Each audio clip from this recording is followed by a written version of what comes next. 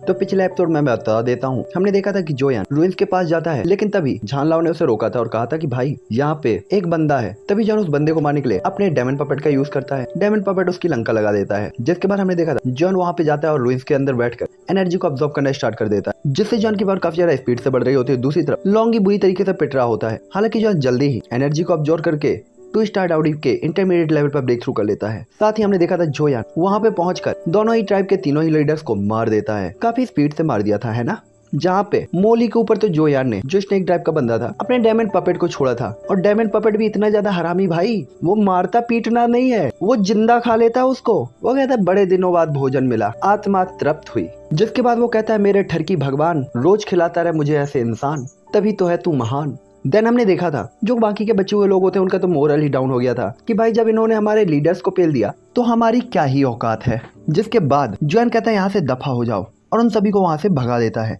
और ये एपिसोड मैंने वही एड किया था, तो ये एपिसोड स्टार्ट होता है जस्ट वहीं से। चलो देखते हैं ये एपिसोड में क्या होने वाला है। लेकिन लाइक कर दो, कमेंट कर दो, सब्सक्राइब कर ही देना। साथ ही कमेंट का तो पता ही है ना कितने करना है। बहुत सही, होशियार हो यार। सेकंड चैनल को भी सब्सक्राइब कर लो, लिंक डिस्क्रिप्शन पे है, और वो वीडियो जरूर देख के आना। लास्ट में मैंने नोवेल के हिसाब से भी बताया है। और बताना सोल लैंड 2 की नोवेल के आगे के एपिसोड को मैं एक्सप्लेन कर दूं नोवेल के अकॉर्डिंग, कि एपिसोड ही एक्सप्लेन करें। चलो अब देखते हैं। उन सभी को भगाने के बाद जोयान अपने हैवी जॉन रूलर को भी अपनी बॉडी के अंदर रख लेता है और इसके बाद लॉन्गी की तरफ देखता है, जिसकी चोटों में धीरे धीरे सुधार हो रहा होता है और कम से कम उसकी लाइफ खतरे में नहीं थी। यही काफी बड़ा सुकून था। सच वो ह्यूमन बॉडी में होता है और ठीक हो रहा होता है। साथ ही इस बार लॉन्गी काफी ज्यादा हैवीली इंजर्ड हो गया था और अगर जोयान उस टाइम पे प्रीसियस मूवमेंट में बाहर नहीं आया होता तो शायद लॉन्गी सचमुच मार दिया जाता। जिसके बाद जोयान अपने आसपास की एरिया को स्कैन करता है, अपनी स्पिरिचुअल पावर को फैला देता है। जिसके बाद वो वहाँ पे क्रॉस लेग करके बैठ जाता है। हालांकि जोयान कल्टीवेशन नहीं करना चाहता था, बल्कि वो अपने आप को शांत करना चाहता था। साथ ही उसने फील किया था कि आसपास का कोल्ड किलिंग एंटाटोरा धीरे धीरे कम होता जा रहा है। जिसके बाद कुछ ही टाइम बाद जोयान फिर से खड़ा होता है और डायमंड ग्रेवयार्ड के डीप एरिया की तरफ देखता है। जिसके बाद वो जोयान उस तरफ जाने ही वाला था कि तभी उसके बगल में ब्लू कलर की लाइट साइन होती है, जो कि झानलाओ थे। जिसके बाद वो कहता है रुको रुको, मैं अंदर की जगह को महसूस कर सकता हूँ। मुझे डर है कि ये आसान नहीं है और तुम केवल 2 स्टार डाउडी हो। क्या तुम वास्तव में अंदर इंटर होना चाहते हो? और इसके अलावा तुम्हारा कल्टीवेशन अभी स्टार्ट हुआ है। साथ ही आपकी इस जर्नी का मेन मोटिव है ब्लड एनर्जी को अब्सॉर्ब करना, ना कि यहाँ पे बेकार में खूना खराबा और फाइट करना। और ऐसा कहते वो जोयान को रोक देते हैं। तभी जोयान कहता है ब्लड एसेंस को स्मेल्ट करना, बट कैसे? जॉन को कुछ समझ में नहीं आ रहा होता कि इस अननोन से वर्ड का मतलब क्या था, इसलिए वो कहता है ब्लड एसेंस स्मेल्टिंग से आपका मतलब क्या है। जिसके बाद जोयान गोल्डन टावर के अंदर एंटर हो जाता है और गोल्डन टावर के अंदर लॉन्गी को बैठाने के बाद जोयान एल्डर झान की तरफ देखता है। साथ ही इस टाइम पे झानलाओ के चेहरे पर काफी ज्यादा अजीब स्माइल होती है और इसके बाद वो अपने हाथ को हिलाते हुए सीधा ही गोल्डन टावर के सेंटर की तरफ जाने लगते हैं और जोयान भी उनके पीछे पीछे चलने लगता है। तभी ओल्ड झान अपने हाथ को स्लैश करते हैं और इसके बाद उस जगह पे गोल्डन टावर के अंदर की कोई लेयर हट जाती है और सेंटर में एक पतली सी हवा के बाद ब्लड का एक बहुत बड़ा पूल दिखाई देता है। ये देखकर जोयान तुरंत ही कहता है ये क्या है, और इसे देखकर जोयान काफी ज्यादा हैरान भी होता है। साथ ही जोयान उस पूल के अंदर से पावरफुल क्विक फ्लक्चुएशन को फील कर सकता होता है। साथ ही इसके अंदर बुलबुले भी डूब रहे होते हैं और बुलबुले उग रहे होते हैं और ब्लास्ट हो रहे होते हैं और निकल रहे होते हैं, फूट रहे होते हैं। तभी ओल्ड जान स्माइल करता है और जॉन को समझाते हुए कहते हैं ये डायमंड ट्राइब के ब्लड एसेंस का ब्लड पूल है। साथ ही आप अगर न्यू फ्लेम मंत्रा को पूरी तरीके से कल्टीवेट करना चाहते हैं तो आपके पास डायमंड ट्राइब का भी ब्लड होना चाहिए आपकी बॉडी के अंदर। साथ ही ब्लड लाइन और ब्लड एसेंस को स्मेल्टिंग करने से मेरा मतलब यही था।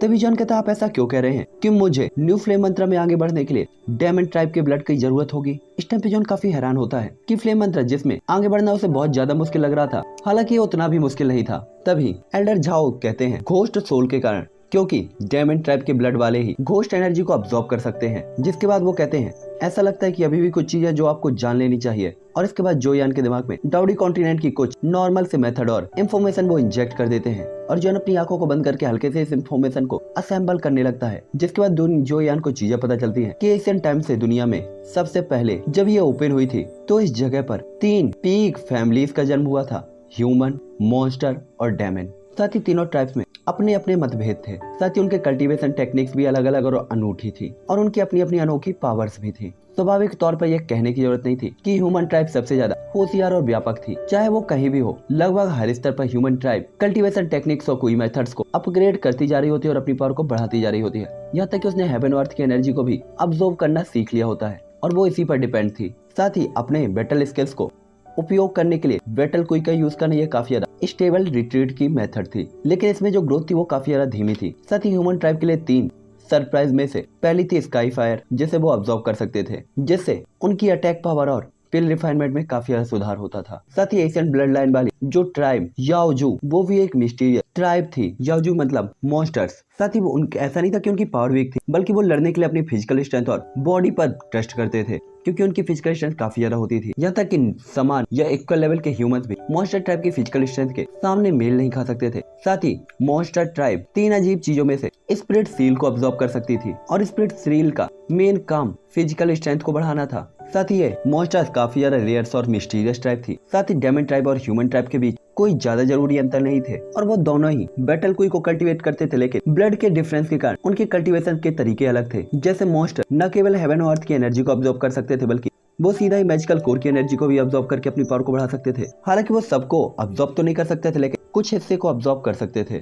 साथ ही इसके बाद आते थे डेमन्स, जो कि काफी ज्यादा खतरनाक होते थे। यहाँ तक कि डेमन्स 3 मिस्टीरियस चीजों में से घोस्ट सोल को अब्सॉर्ब कर सकते थे, जिससे उनकी स्पिरिचुअल पावर बढ़ सकती थी। हालांकि ये उनकी स्पिरिचुअल पावर और स्पिरिट के लेवल पर डिपेंड करता था। हालांकि इन तीनों ही ट्राइब्स में डेमन ट्राइब को छोड़कर जो केवल कुछ ही लेवल्स पर मौजूद थी, ह्यूमन ट्राइब और मॉन्स्टर ट्राइब के बीच में निरंतर ही फाइट्स होती रहती थी। साथ ही तीनों ट्राइब्स की अलग अलग स्पेशलिटीज के कारण तीनों ही ट्राइब अजीब अलग अलग चीजों को ही अब्सॉर्ब कर सकती थी। इसलिए डाउडी कॉन्टिनेंट के अंदर इन तीनों ही पावरफुल चीजों को कोई भी एक अकेला पर्सन अब्सॉर्ब नहीं कर पाया था, और ये तीनों चीजें शायद इस कॉन्टिनेंट के अंदर इन तीनों ही लोगों के लिए अवेलेबल लगती थी। साथ ही डाउडी कॉन्टिनेंट पर एशियन टाइम में हेवन और अर्थ के बीच में काफी ज्यादा ग्रेट फाइट हुई थी, जिसे एशियन डिजास्टर कहते थे। और डाउडी कॉन्टिनेंट के अंदर उस टाइम पर लगभग हर जगह पर चीख पुकार मची हुई होती है, और जो लोग कई वर्षों तक यहाँ पर थे उन्होंने भी इस फाइट को देखा था। और इस फाइट के कारण मॉन्स्टर्स की स्पेशल और फास्ट कल्टीवेशन टेक्निक के कारण उन्होंने ह्यूमंस और डेमन्स के बीच में सबसे पावरफुल इफेक्ट डाला था। हालांकि तीनों ही ट्राइब्स के बीच की फाइट लगभग बैलेंस थी, लेकिन तीनों ही ट्राइब्स के कल्टीवेशन मेथड्स में अंतर होने के कारण तीनों ही ट्राइब्स के बीच में धीरे धीरे डिफरेंस पैदा होने लगा। साथ ही मॉन्स्टर ट्राइब अपनी तेज कल्टीवेशन मेथड पद्धति के कारण धीरे धीरे बाकी की 2 ट्राइब से अलग होती गई। दूसरा ह्यूमन ट्राइब मॉन्स्टर ट्राइब के बीच का बैलेंस भी धीरे धीरे बिगड़ने लगा, जिसके बाद मॉन्स्टर से अपनी आर्मी को इकट्ठा किया और ह्यूमंस के ऊपर फाइट स्टार्ट कर दी थी। और उस टाइम पे डाउडी कॉन्टिनेंट के अंदर हर जगह केवल लाश और खून ही बिखरा हुआ होता था। लेकिन जब हर कोई लगभग निराश होने लगा था, तब एक आइडल जिसका नाम पूरे डाउडी कॉन्टिनेंट में गूंजता था, ghost emperor immortal most popular dungeon power house डाउडी कॉन्टिनेंट के क्रिएटर वहाँ पे अपेयर होते हैं। और वो डूजियन पावर हाउस डाउडी कॉन्टिनेंट के अंदर सभी जिंदा चीजों को इग्नोर करते हुए अपनी सिर्फ एक फिंगर से ही आकाश को ढक लेते हैं, और अपनी पावर के साथ लगभग 100 सालों से चल रहे इस बैटल को 1 सेकंड में खत्म कर देते हैं। साथ ही वो डाउजियन पावर हाउस डाउडी वर्ल्ड के अंदर बैलेंस को स्थापित करते हैं और तीनों ही ग्रुप्स की पावर को लगभग इक्वल कर देते हैं। इसीलिए अगर आप अपने फ्लेम मंत्र को हाई लेवल तक एक्टिवेट करना चाहते हैं और डाउडी के बैरियर्स को तोड़ना चाहते हैं, तो आपको इस ब्लड एसेंस को अब्सॉर्ब करना होगा, ताकि आप उस रिक्वायरमेंट को कंप्लीट कर सकें जो आपके लिए जरूरी है। ओल्ड झान की बात को सुनकर जो यान तुरंत ही उन्हें देखता है, उसकी आंखें पहले ही खुल चुकी होती है और वो काफी ज्यादा सरप्राइज होता है। तभी ओल्ड झान कहते हैं, लेकिन तुम्हें मैं बता दूं, ब्लड एसेंस को अब्सॉर्ब करना आसान नहीं होगा। यहाँ तक कि ट्विस्टर डाउडी के पावर के बिना तो जिंदा रहना भी इम्पॉसिबल है। यही कारण है कि मैंने आपको ट्विस्टर डाउडी में ब्रेक थ्रू करने के लिए कहा था। हालांकि आपको अभी भी गला घुटन जैसा दर्द तो होगा, लेकिन फिर भी आपको इसे बर्दाश्त करना है, अपनी विल पावर पर ट्रस्ट करना है। और अगर आपको लगे कि आप ऐसा नहीं कर सकते, तो मेरी बात मानो, हेवन और अर्थ के बीच में तुम गायब हो जाओगे। साथ ही ओल्ड झान की आवाज काफी ज्यादा भारी होती है, जिसके बाद वो बताते हैं, ये ब्लड चेंजिंग टेक्निक लगभग तुम्हारी बॉडी से ह्यूमन ब्लड को निकालकर मॉन्स्टर ब्लड को इंजेक्ट करने जैसा ही है। साथ ही दोनों ब्लड को तब तक मेल्ट किया जाएगा जब तक कि वे एक साथ फ्यूज नहीं हो जाते। साथ ही ये पूरा ही प्रोसीजर काफी ज्यादा पेनफुल है, और सक्सेसफुल होने के बाद आपके पास ह्यूमन और डेमन्स, ह्यूमन और मॉन्स्टर दोनों का ही ब्लड होगा, तो स्वाभाविक तौर पर आपके पास दोनों की स्ट्रेंथ भी होगी। साथ ही आपके सक्सेसफुल होने के बाद आपकी पावर 1 स्टार डाउडी लेवल के स्टार्टिंग लेवल पर वापस आ जाएगी। लेकिन आपको इसे चिंता करने की जरूरत नहीं है, डेमन ब्लड आपकी ताकत को 2 स्टार डाउडी तक बढ़ाने के लिए पर्याप्त है। साथ ही इसका जोखिम तो काफी ज्यादा बड़ा है इस डेमन ब्लड को रिफाइन करने का, लेकिन इसके प्रॉफिट भी काफी ज्यादा है, इसीलिए आप डिसीजन ले सकते हैं। और ऐसा कहते हुए वो जो यान की तरफ देखने लगते हैं और जो यान के डिसीजन का वेट कर रहे होते हैं।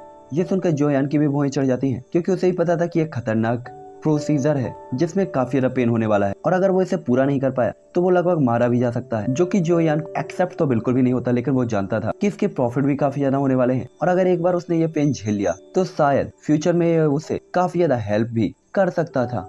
साथ ही जॉन को ये भी पता था कि जब तक वो डाउडी को ब्रेक थ्रू नहीं कर लेता, तब तक वो अपने एंसेस्टर्स और अपने फैमिली मेंबर से मिलने के लिए डुई कॉन्टिनेंट में भी नहीं जा सकता था। और अगर उसे डाउडी को ब्रेक करना है तो उसे अपनी बॉडी के ब्लड को चेंज करना ही होगा। इसलिए जोयान एक्सेप्ट कर लेता है। ये देखकर झान लाओ सान की आंखें शांत हो जाती हैं और एल्डर झान अपना सिर हिलाते हैं। साथ ही उन्हें पता था कि जोयान इससे एग्री होगा, लेकिन ओल्ड जान अभी भी घबराए हुए होते हैं। और जब जोयान इसे एक्सेप्ट कर लेता है तो वो थोड़ा सा रिलैक्स फील करते हैं, जिसके बाद वो कहते हैं आपको ये पता होना चाहिए कि अगर आप एक बार डिसीजन ले लेते हैं तो आप हार नहीं मान सकते, तो क्या आप निश्चित हैं? और एक बार फिर से वो पूछते हैं। तभी जोयान कहता है पीछे मुड़कर देखने जैसा कुछ भी नहीं है। अगर आपके पास पावर है तो आपके पास सब कुछ है, अगर आपके पास पावर नहीं तो आपके पास कुछ भी नहीं है।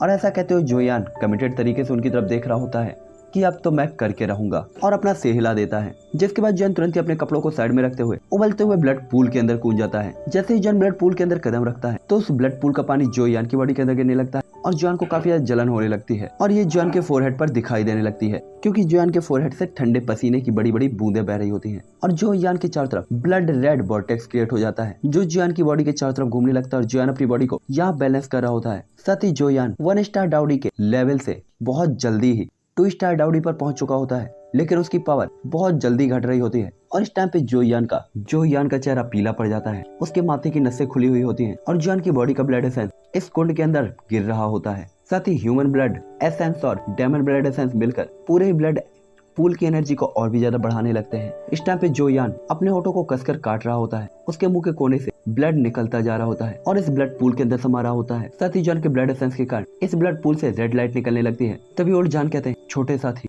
थोड़ा और। इस टाइम पे उनके चेहरे पर थोड़े से चिंता के भाव होते हैं, वो जोयान के दर्द को देख सकते थे। साथ ही जोयान को ऐसा लग रहा होता है जैसे उसे किसी जलती हुई भट्टी के अंदर डाल दिया हो और उसकी पूरी बॉडी पे चींटियां काट रही हो, काफी ज्यादा पेन। साथ ही उसकी बॉडी की पावर जैसे जैसे खत्म होती जा रही होती है, दर्द बढ़ता जा रहा होता है। दूसरा ओल्ड जान पूल के अंदर की ब्लड एनर्जी को कंट्रोल कर रहे होते हैं। साथ ही वो ब्लड फ्लक्चुएशन की स्पीड को धीरे धीरे बढ़ा रहे होते हैं ताकि जोयान यहाँ पे बेहोश न हो। साथ ही जोयान की बॉडी जिसके आसपास वॉर्टेक्स घूम रहा होता है, उसकी बॉडी से चारों तरफ से एनर्जी लाइट निकल रही होती है और जोयान की बॉडी के चारों तरफ घूम रही होती है। जोयान की आंखें कसकर बंद होती हैं और वो लगातार हिल रही होती हैं, जिससे पता चल रहा था कि जोयान को कितना दर्द हो रहा है। तभी जोयान के फोरहेड के बीच में क्लेन का पैटर्न धीरे धीरे अपीयर होता है, जिसमें एक अजीब सी लाइट निकलती है और टाइम बीतने के साथ साथ ब्लड पूल के अंदर की जो पावर होती है वो अपने पीक लेवल पर पहुंच जाती है। साथ ही ब्लड पूल काफी स्पीड से घूम रहा होता है और अब तो इसे देखा भी नहीं जा सकता था कि ये घूम रहा है। साथ ही उस तरफ ब्लड मिस्ट क्रिएट हो जाती है जो कि एक पर्दे की तरह लग रही होती है और वहीं से गोल्डन लाइट काफी सारी निकलने लगती है, जो पलक झपकती जोयान की बॉडी के अंदर एंटर होने लगती है, जिससे जोयान की बॉडी अचानक से कांप उठती है और उसे काफी ज्यादा दर्द हो रहा होता है। ऐसा लग रहा होता है जैसे कोई उसका गला दबा रहा हो। साथ ही ओल्ड जान उनके इंप्रेशन और भी ज्यादा सीरियस होते जा रहे होते हैं। उन्हें पता था डाउडी कॉन्टिनेंट के अंदर शायद ही कोई पर्सन हो जो इस तरीके के पेन को बर्दाश्त कर सकता हो, जो जीवन और मौत से भी ज्यादा बदतर था। साथ ही आप इसे बर्दाश्त कर पाएंगे या नहीं, ये आपकी विल पावर पे डिपेंड करता था। साथ ही ब्लड पूल के अंदर चीखें लगातार गूंज रही होती हैं, जिससे पूरा ही क्यूरीफाइंग टावर या कि गोल्डन टावर गूंज रहा होता है। साथ ही ओल्ड जान भी डर से कांप रहे होते हैं। हालांकि वो जोयान से बहुत कम टाइम के लिए ही मिले थे, लेकिन उनके दिल में जोयान का काफी अच्छा इफेक्ट था, इसलिए वो कहते छोटे साथी तुम्हें जरूर ही इसे पूरा करना होगा, तुम्हें इसे कंप्लीट करना होगा। और धीरे धीरे टाइम बीतता जाता है। साथ ही जोयान को लगभग ऐसा लग रहा होता है जैसे उसकी मेमोरी डिस्ट्रॉय होने वाली हो और उसकी पावर अब 1 स्टार डाउडी लेवल के इंटरमीडिएट तक गिर जाती है। उसके आसपास की जो ब्लड मिस्ट होती है वो भी धुंधली हो गई होती है। साथ ही आसपास का ब्लड जोयान की मेरिडियंस को कंटिन्यू डिस्ट्रॉय कर रहा होता है। साथ ही जोयान की काया यानी कि बॉडी और एक्यूपंक्चर पॉइंट पूरी तरीके से सिकुड़ गए होते हैं। साथ ही जोयान की बॉडी से कोल्ड किलिंग इंटेंट और रिलीज हो रहा होता है। तभी ओल्ड जान जोयान की तरफ देखते हुए कहते हैं टाइम आ गया, और ऐसा कहने के बाद वो अपनी बात को खत्म करते हैं और तुरंत ही ब्लड वॉर्टेक्स को तेजी से बदलना स्टार्ट कर देते हैं, जिससे इसकी स्पीड धीमी होने लगती है और ब्लड घूमना धीरे धीरे बंद हो जाता है। जिसके बाद इस ब्लड पूल से एक लाइट रेज निकलती है जो जोयान के सिर के ऊपर एक चक्र की तरह घूमने लगती है और धीरे धीरे जोयान के फोरहेड के बीच में उसका क्लेन टैटू अपीयर होता है और इसके अंदर वो एंटर होने लगती है। दूसरी तरफ जोयान अपनी भुएं सिकोड़ ली और उसका चीखना अचानक से बंद हो जाता है। साथ ही उसका दर्द धीरे धीरे कम होता जाता है और उसकी पलकें कुछ थकी हुई होती हैं, जिसके बाद आलसी आंखें वो बड़ी मुश्किल से उन्हें खोलता है। साथ ही उसमें काफी अजीब सा ही फ्लक्चुएशन होता है। अब तक जोयान की बॉडी भी वापस से धीरे धीरे रिकवर हो रही होती है, जिसके बाद अजीब से फ्लक्चुएशन को फील करते हुए जोयान अपनी आंखें खोलता है। ये देखकर ओल्ड जान कहते हैं ये सक्सेसफुल हुआ। साथ ही वो काफी ज्यादा खुश होते हैं कि जोयान आखिरकार बच गया और उसने इसे सरवाइव कर लिया। जिसके बाद वो कहते हैं इस बच्चे का लक वास्तव में काफी ज्यादा मिस्टीरियस है। इस समय ब्लड पूल में सब कुछ लगभग बंद हो गया होता है। जोयान पूल के सेंटर में बैठा हुआ होता है, उसकी बॉडी मूवमेंट कर रही होती है। हालांकि उसकी प्रेजेंट टाइम की पावर 1 स्टार डाउडी लेवल स्टार्टिंग लेवल पर आ गई होती है, लेकिन वो महसूस कर सकता था कि उसकी बॉडी के अंदर जो ब्लड बह रहा है वो काफी ज्यादा पावरफुल एनर्जी को अपने अंदर प्रोड्यूस कर सकता है और छिपा सकता है। जिसके बाद उस गोल्डन टावर के पीक पर कुछ अजीब से पैटर्न सेंटर में हल्की सी लाइट को प्रोड्यूस करते हैं, लेकिन जोयान इसमें ज्यादा ध्यान नहीं देता। तभी ओल्ड जान कहते हैं ये आसान नहीं था, ये बच्चा तुम सच में काफी अच्छे हो। इस टाइम पे ओल्ड जान काफी खुश होते हैं। उन्हें पता था इस ब्लड एसेंस को अब्सॉर्ब करना कितना क्रूअल है। साथ ही आप सभी को पता होगा जियो जुआन ने भी जुआन की बॉडी के अंदर जियो क्लेन के ब्लड को चेंज किया था, तब भी वो कितनी पेनफुल प्रोसेस थी। उन्हें पता था ज्यादातर लोग इस प्रोसीजर में लगभग मारे जाते हैं और जॉन इसे सर्वाइव कर गया इसीलिए वो जॉन की और तारीफ कर रहे होते हैं। तभी जॉन स्माइल करते हुए कहता है आपको इतनी तारीफ करने की जरूरत नहीं, ये तो सिर्फ लकीली मैं सर्वाइव कर गया, लेकिन मुझे लगता है कि अगर ये कंटिन्यू रहा तो मैं आगे नहीं बढ़ पाऊंगा। तभी ओल्ड जान चिंता से पूछते हैं क्या तुम थोड़ा देर आराम करना चाहते हो? तभी जान कहता है कोई जरूरत नहीं, मैं अब काफी अच्छी सिचुएशन में हूँ। हालांकि ये प्रोसीजर काफी ज्यादा पेनफुल है, लेकिन सक्सेसफुल होने के बाद वास्तव में रिकवरी स्पीड काफी ज्यादा तेज है। इसलिए मैं चाहता हूँ टावर के बाहर जाना और अपने पावर को वापस से पाना और ब्लड एसेंस को अब्सॉर्ब करना। साथ ही मैं यहाँ पे ब्लड को महसूस नहीं कर सकता, इसीलिए मैं और भी अंदर जाना चाहता हूँ। साथ ही मेरे पास ताकत नहीं है। ओल्ड जान क्या आप लॉन्गी की बॉडी के अंदर के भी ब्लड को मेल्ट कर सकते हैं? ये सुनकर वो तुरंत ही कहते हैं ये काफी खतरनाक है। हालांकि डायमंड ट्राइब के ब्लड को रखने ताकत काफी ज्यादा तेजी से बढ़ती है और बहुत फायदा होता है, और अगर वो भी अपनी बॉडी के ब्लड को चेंज कर सकता है और इस ब्लड को मेल्ट कर सकता है अपने ब्लड के साथ, तो वास्तव में ये तुम्हारे लिए काफी अच्छा हेल्पर हो सकता है। लेकिन क्या तुम्हें सच में लगता है कि कोई भी इस पूल के अंदर जाकर इस ब्लड को अपनी बॉडी के अंदर डाल सकता है? छोटे साथी तुम ऐसा कर सकते हो, लेकिन हर कोई ऐसा नहीं कर सकता। ये सुनकर जॉन तुरंत ही हैरान हो जाता है और खुद से ही कहता है मैं कर सकता हूँ तो कोई क्यों नहीं कर सकता। तभी वो कहते हैं इसके बारे में बात मत करो, फ्यूचर में तुम्हें इसके बारे में पता चल जाएगा। और ऐसा कहते वो बोलना एंड करते हैं और उसके बाद वो धीरे धीरे कोई रिफाइनिंग टावर से गायब हो जाते हैं। तभी जॉन कहता है मैजिकल रूइंस के बिना क्या मैं इसे अब्सॉर्ब कर सकता हूँ? तभी ओल्ड जॉन कहते हैं अब तुम्हें उसकी जरूरत नहीं, और देखो भले ही तुम्हारे पास अभी 1 स्टार डाउडी लेवल की पावर है, लेकिन अब ये ब्लड तुम्हें जरा सी भी चोट नहीं पहुंचा पाएगा। और ऐसा कहते वो जोयान की तरफ देखते हैं। तभी जोयान भी टावर के बाहर आता है और उसे फील होता है कि वास्तव में ये मोस्टर एनर्जी अब उसे कुछ भी नुकसान नहीं पहुंचा पा रही। तो जॉन कहता है क्या ये इस ब्लड के कारण होना चाहिए जिससे उसने अब्सॉर्ब किया था? जिसके बाद जॉन अपने हाथ को आगे बढ़ाता है तो आसपास जो मोस्टर एनर्जी होती है वो तेजी से उसके हाथ में इकट्ठा होने लगती है। साथ ही जॉन काफी ज्यादा अलर्ट होता है और डरा हुआ भी कि कहीं इससे उसे चोट न लगे, लेकिन जॉन को जरा से भी चोट नहीं लगती और जॉन की होली फ्लेम से रिफाइन करने लगती है, जिससे जॉन काफी स्पीड से इसे अब्सॉर्ब कर पा रहा होता है। साथ ही इस ब्लड के कारण जॉन का ऑरा काफी ज्यादा स्पीड से काफी जल्दी बढ़ने लगता है और उसकी कल्टीवेशन टेक्निक को काफी ज्यादा फास्ट माना जा सकता था इस टाइम के अकॉर्डिंग। तो हालांकि उसी टाइम पे जब जोयान डायमंड एनर्जी को अब्सॉर्ब कर रहा होता है तो डायमंड ग्रेवयार्ड के बाहर हेवन अर्थ को हिला देने वाले चेंजेस हो रहे होते हैं और सब लोग कह रहे होते हैं आधा महीना हो गया, लेकिन जो क्लेन का वो बच्चा अभी तक बाहर क्यों नहीं आया? तभी दूसरा बंदा कहता है हाँ मुझे लगता है उसे ट्रेजर मिल गया होगा। तभी दूसरा बंदा कहता है ट्रेजर पागल है क्या, एक घटिया क्लेन का घटिया लड़का, मुझे लगता है वो मर चुका होगा। और इस टाइम पे सभी लोग अपने अपने थॉट दे रहे होते हैं। साथ ही यहाँ पे तो डायमंड ग्रेवयार्ड के बाहर सबकी पिकनिक मन रही होती है। भाई सब अपने अपने ग्रुप के साथ बैठे हुए होते हैं और डिस्कशन चल रहा होता है इनका। खाना पानी तो स्टोरेज रिंग के अंदर से भी था। साथ यहाँ पे इतने सारे लोग होते हैं कि इनकी क्वांटिटी को काउंट ही नहीं किया जा सकता है। साथ ही यहाँ तक कि इन 5 पीक पावरफुल पावर हाउसेस के पास भी जानलाओ द्वारा क्रिएट किए गए बैरियर को तोड़ने के लिए और उसके सामने हार मारने के अलावा कोई दूसरा ऑप्शन नहीं था। हालांकि डीड हो की 5 पीक पावर हाउसेस ने हार मान ली थी, फिर भी कई लोग थे जो हर दिन इस बैरियर को तोड़ने और गेट को खोलने की कोशिश करते थे, लेकिन होता वही था जो मंजूर झानलाओ होता था, घंटा वो नहीं खोल पाते थे और बेचारे अपना मुंह जूते जैसे झुकाकर पीछे चले जाते थे। साथ ही वो कुछ ही दूरी पर काले कपड़े पहने हुए 5 फिगर खड़ी हुई होती हैं और इनका ऑरा काफी ज्यादा पावरफुल होता है। जिसके बाद वो पांचों ही जो काले कपड़े पहने हुए होते हैं उस स्टोन गेट के बैरियर की तरफ चले जाते हैं और उसके सामने रुक जाते हैं। और उसके बाद उनमें से एक एल्डर सामने की तरफ आता है और पावरफुल ऑरा प्रोड्यूस करता है और अपने सामने के बैरियर की तरफ उसे अटैक करता है, जिससे एक तेज फ्लक्चुएशन होता है और ब्लास्ट होता है। लेकिन बैरियर में जरा सा भी फ्लक्चुएशन नहीं हुआ था और ऐसा लग रहा था कि उसका अटैक समंदर में फेंके गए एक पत्थर जैसा था जो जरा सी बूंदाबांदी के बगैर ही गायब हो जाता है। इसीलिए वो पांचों के पांचों काले कपड़े पहने हुए लोग बिना कोशिश किए ही दोबारा पीछे हट जाते हैं, क्योंकि उन्हें पता था कि अपनी पावर के साथ इसे तोड़ा नहीं जा सकता। साथ ही इन पांचों ने जो पावर प्रोड्यूस की थी उसे देखकर तो पीछे खड़े हुए सभी लोग और भीड़ काफी ज्यादा हैरान होती है और लगभग हर कोई देख सकता था कि इन पांचों से डील करना आसान नहीं है। यहाँ तक कि डाउडी लेवल के वॉरियर्स के बाद इतनी स्ट्रॉन्ग पावर उन्हें उम्मीद नहीं था कि ये इतने पावरफुल होंगे। साथ ही 5 peak powerful power houses families भी इन पांचों लोगों को देख रही होती हैं। साथ ही इन पावरफुल अननोन लोगों के लिए वो काफी ज्यादा अलर्ट भी होते हैं कि क्या पता ये कौन सा पावरफुल काम कर दे। साथ ही यहाँ पे एल्यूजनरी मॉन्स्टर क्लेन सबसे ज्यादा अलर्ट था, क्योंकि इनकी वेशभूषा काफी ज्यादा अजीब थी और उनके सभी के कपड़ों के सामने स्नेक के जैसे पैटर्न बने हुए होते हैं जो लोगों को और भी ज्यादा मिस्टीरियस होने का एहसास दे रहे होते हैं। साथ ही मॉन्स्टर क्लेन के लोग इनकी हरकतों पे ध्यान दे रहे होते, लेकिन इनकी पावर के सामने वो काफी ज्यादा हेल्पलेस फील कर रहे होते और कोई भी जल्दबाजी दिखाने की हिम्मत नहीं करते। दो सब इमोजियाओ के सभी मेंबर्स इन लोगों को देख रहे होते और इनके पीछे खड़े होते हैं, लेकिन उन्होंने भी चुपचाप कुछ ना कहने का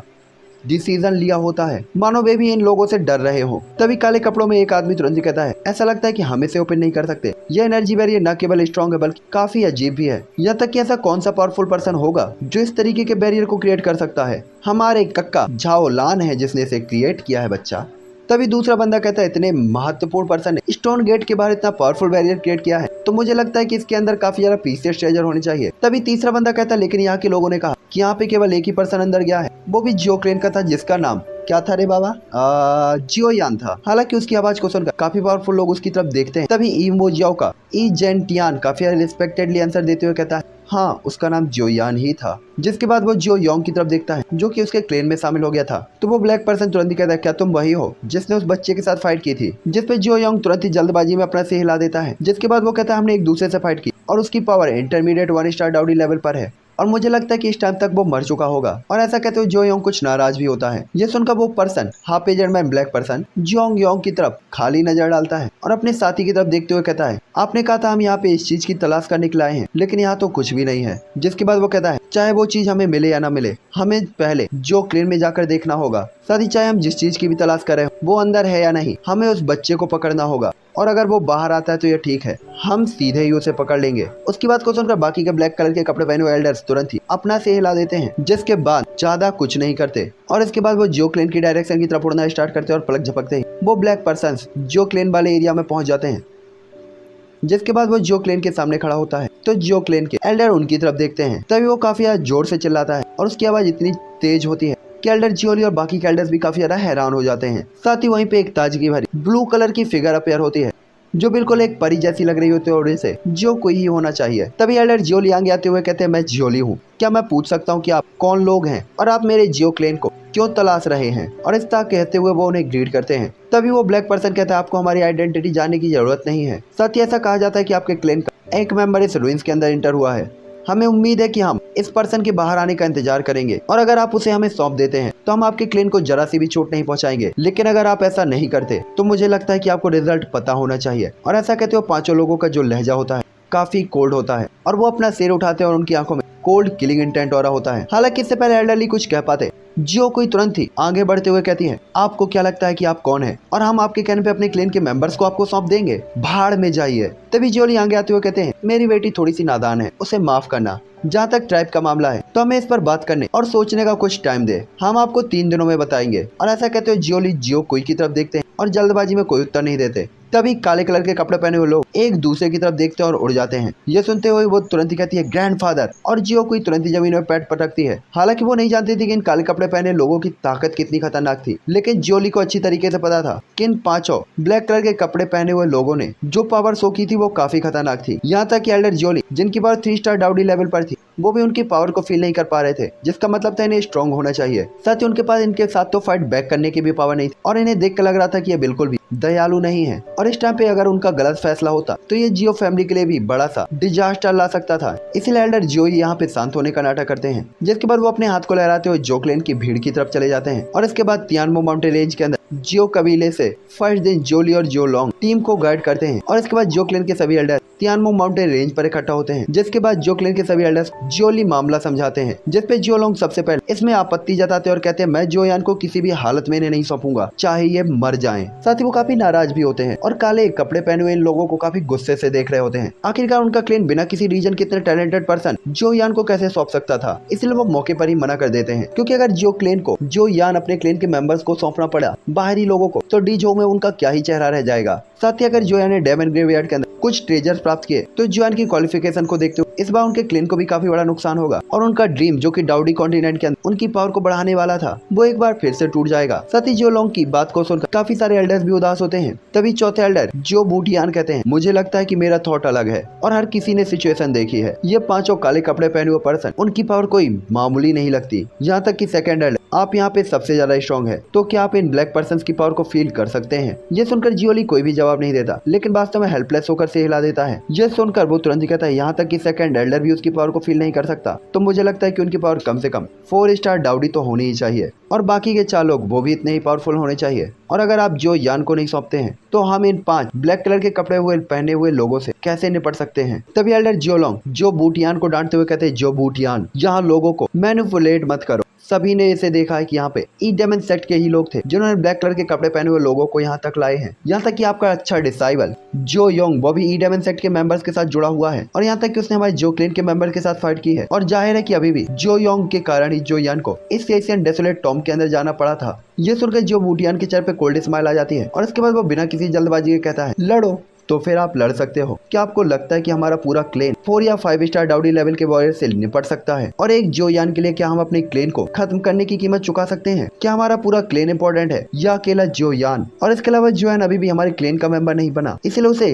क्लेन का मेंबर नहीं माना जा सकता। और ऐसा कहते वो हिडन तौर पर खुद पे काफी प्राउड करता है। और इसके बाद कहता है जो यान, ऐसा लगता है कि मैं क्लेन कंपटीशन का और इंतजार नहीं कर सकता। उसे अच्छा से पता था कि जो यान जो फैमिली के ओरिजिन के सामने तो कुछ भी नहीं है और कोई भी जो यान के लिए अपनी फैमिली को डिस्ट्रॉय होते हुए नहीं देखेगा। इसलिए जो वोटियान कहता है जो यान इस बार तो तुम गए। बेटा एल्डर, मैं सच सच बता रहा हूँ, वो बंदा पावरफुल हो ना हो, उसके साथ जो बंदा है ना वो किसी को भी पेल सकता है, तुझे तो ढंग से। साथ ही जो यान को बाहर निकालने के लिए उसने जो योंग पे भरोसा किया था। हालांकि अब जो योंग को क्लेन से बाहर निकाल दिया गया था और वो वास्तव में लापरवाही से ई डेमन सेट के साथ जुड़ गया था। तो जो बूटियान के पास अब जो यान को बाहर निकालने के लिए और उससे छुटकारा पाने के लिए यही सबसे सुटेबल रास्ता लगता है। और उसकी बात को सुनने के बाद जो क्लेन के सभी एल्डर्स चुप हो जाते हैं। यहाँ तक कि जो लोंग भी जो बूटियान के वर्ड्स का खंडन नहीं कर सकते थे। लात मार के क्लेन से बाहर निकाल दो, ऐसे बंदे की जरूरत ही क्या है? First Elder, second Elder, third Elder तुम ही लोग हो। अब देश का प्राइम मिनिस्टर क्लर्क से थोड़ी सैलरी लेने जाएगा। मारो लात, निकाल दो क्लेन से बाहर साले को। हालांकि इस टाइम पे सभी एल्डर जानते थे कि क्लेन ज्यादा इंपॉर्टेंट है और क्लेन के लिए जो यान का सेक्रीफाइस वास्तव में दिया जा सकता है।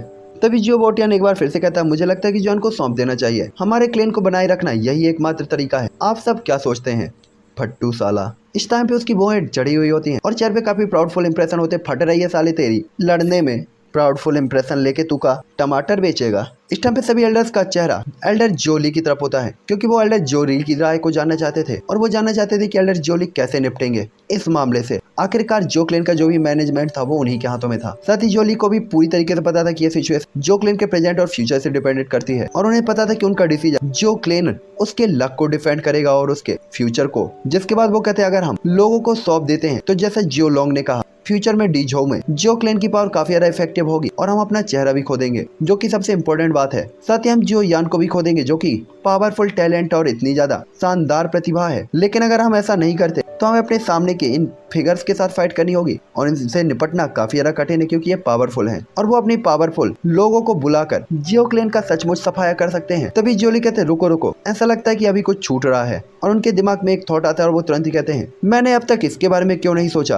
और इसके बाद जोली जियो लोंग की तरफ हाथ हिलाकर एक तरफ आ जाते हैं। दूसरी तरफ जियो लोंग जो यान के लिए उदास फील कर रहा होता है, इसलिए वो जोली की तरफ चले जाते और अपने दिल में हल्की सी उम्मीद की तरह वो सोच रहे होते कि बस कोई रास्ता निकल आए। दूसरी तरफ एल्डर्स भी उनकी तरफ उम्मीद से देख रहे होते हैं क्योंकि जो भी डिसीजन था जियोली का ही डिसीजन था। हालांकि जब एल्डर जियोली जियोलोंग किनारे पर पहुंचते हैं तो वो जियोलोंग से पूछते हैं। साथ ही आवाज इतनी धीमी थी कि वही दोनों सुन सकते थे। जिसके बाद वो कहते हैं, मैंने सुना है कि एम्परर मिंग ने जो यान के लिए कंपास भेजा था, है ना? ये सुनकर जियोलोंग की आंखें साइन होती है और वो तुरंत ही कहते हैं, यह सही है, मैंने इसकी उम्मीद क्यों नहीं की, जो यान के पास एक कंपास है। तभी जोली खुद से ही कहते हैं, क्या तुम कंफर्म हो? जिसपे जियोलोंग कहते हैं 100%। तभी जोली अपने हाथ को जियोलोंग के कान की तरफ रखते हुए काफी धीमी आवाज में कहते हैं, हमें यही करना है। और कुछ फुसफुसाते हैं और उन्हें समझ में नहीं आता।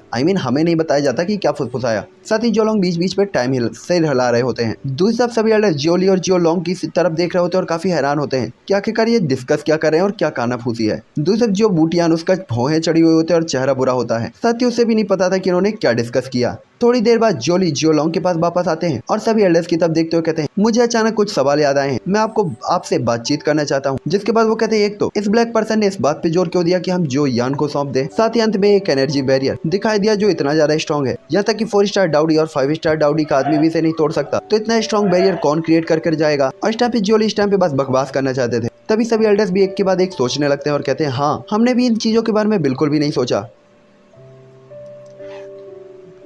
दूसरी तरफ जियोली इनके आंसर का वेट करते हुए कहते हैं, मुझे लगता है कि एशियन डेसोलेट टॉम्ब के अंदर ट्रेजर होना चाहिए जो काले कपड़े पहने आदमियों के पास होगा, मतलब उन्हें चाहिए होगा। और जो यान के इस टॉम्ब के अंदर एंटर होने के बाद इस टॉम्ब ने खुद को प्रोटेक्ट कर लिया होगा। साथ ही मुझे लगता है कि इस पावरफुल बैरियर को क्रिएट करने वाला पर्सन शायद जो यान ही हो। शायद उसकी पावर हमारी सोच से भी ज्यादा स्ट्रॉन्ग हो। क्या आपको लगता है कि ऐसा हो सकता है? साथ ही जियोली जियो फैमिली के मैनेजमेंट एल्डर होने के लायक भी थे क्योंकि उन्होंने जो भी फैक्ट रखे होते हैं वो वास्तव में इस सिचुएशन के सामने फुलफिल हो रहे होते हैं। और वो ऐसा इसलिए कर रहे होते हैं क्योंकि वो एल्डर्स को बताना चाहते थे ये मामला उतना भी इजी नहीं जितना उन्हें लग रहा था। दूसरी तरफ जियो बूटियान स्पष्ट तौर पर जियोली के इरादों का अनुमान लगा लेता है। हालांकि वो इस चीज से एग्री नहीं था, इसीलिए वो गुस्से में कहता है, सेकंड एल्डर, वास्तव में आपका कहना काफी ज्यादा सही लग रहा है, लेकिन ये सच नहीं हो सकता कि हम पूरे ही क्लेन की लाइफ को खतरे में डाल दें। हमें किसी स्ट्रॉन्ग पर्सन की मदद लेनी चाहिए। तभी एल्डर कहते हैं, हे चिंता मत करो यार, मैंने ये तो नहीं कहा कि मैं जॉन को नहीं सौंपूंगा। क्या अभी भी 3 दिन नहीं बचे हैं और हो सकता है कि जॉन पहले ही वहाँ पे मर चुका हो। हालांकि ये कहना मुश्किल है और इसके अलावा क्या आप नहीं कह रहे हैं कि जोयान को मेरे जियो क्लैन के मेंबर के तौर पर नहीं गिना जा सकता?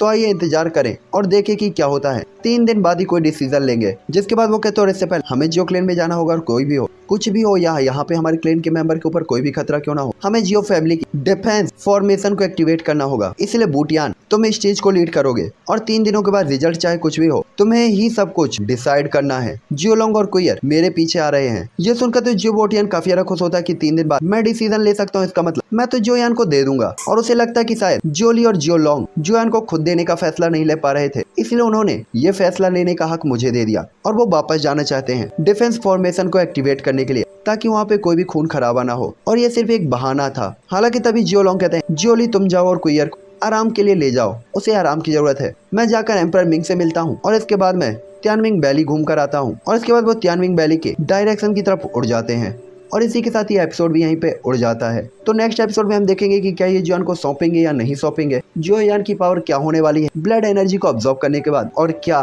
झानलाओ जोयान को प्रोटेक्ट करेंगे या नहीं। बहुत सारे क्वेश्चन है और उनके आंसर भी बहुत सारे होने चाहिए, तो देखते हैं क्या आंसर मिलता है नेक्स्ट एपिसोड पे। Good night 3 family, bye bye.